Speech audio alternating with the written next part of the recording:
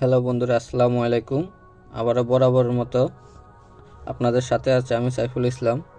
আজকে আমি আপনাদেরকে দেখাবো কিভাবে আপনারা আপনাদের অতিরিক্ত ফেসবুক পেজ ডিলিট করে দিতে পারেন।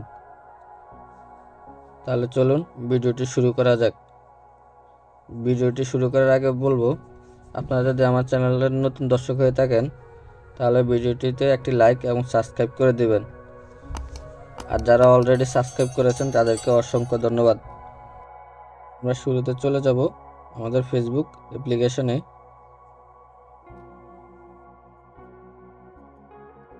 আমাদের ফেসবুক আসার পরে উপরে আমরা আমাদের ছবিযুক্ত আইকন দেখতে পারবো, ওখানে আমরা ক্লিক করে দেব। এখানে আসার পর আমরা যে পেজটি ডিলিট করব সেটি আগে সিলেক্ট করতে হবে। তো আমি এখানে ক্লিক করে আমার পেজটি সিলেক্ট করে নিলাম।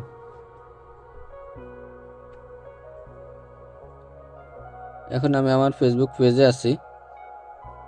ফেসবুক পেজে আসার পরে আবার আমরা উপরে আমাদের ছবিযুক্ত এই আইকনটিতে আমরা ক্লিক করে দেব। এরপরে উপরে এই যে সেটিংস অপশনটি আছে, এখানে আমরা ক্লিক করে দেব। এখানে আসার পরে এরকম একটি ইন্টারফেস আমাদের সামনে দেখাবে।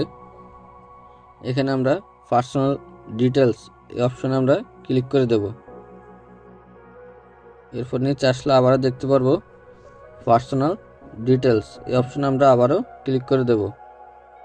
এখানে আসার পরে আমরা দেখতে পাবো এই যে নিচের অপশনটি অ্যাকাউন্ট ওনারশিপ অ্যান্ড কন্ট্রোল, এখানে আমরা ক্লিক করে দেব। এরপর নিচের 2 নম্বর অপশনটি ডিঅ্যাক্টিভেশন অর ডিলেশন, এখানে আমরা ক্লিক করে দেব। এরপর উপরেরটি আমাদের ফেসবুক আর নিচেরটি হচ্ছে আমাদের ফেসবুক পেজ। তো আমরা ফেসবুক পেজ ডিলিট করব, তাই আমরা ফেসবুক পেজের উপরে ক্লিক করে দেব। এরপর এখানে 2টি অপশন দেখাবে। তাই আমি যেহেতু একেবারে ডিলিট করে দেব, তাই আমি নিচের অপশনটি সিলেক্ট করে কন্টিনিউতে ক্লিক করে দেব। এরপর এখানে কি কারণে আপনি এটি ডিলিট করবেন সেই কারণটি উল্লেখ করে দেবেন। না করলেও সমস্যা নেই, কন্টিনিউতে ক্লিক করে দেবেন।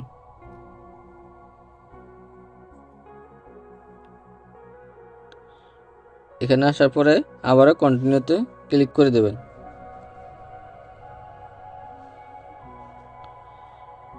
এখানে আপনারা আপনাদের ফেসবুকের পাসওয়ার্ডটি দিয়ে দেবেন। পাসওয়ার্ডটি দেওয়া শেষ হলে কন্টিনিউ অপশনে ক্লিক করে দেবেন।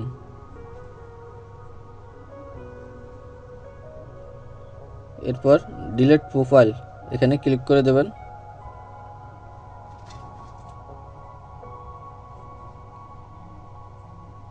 তাহলে বন্ধুরা হয়ে গেল আমাদের ফেসবুক পেজ ডিলিট করা।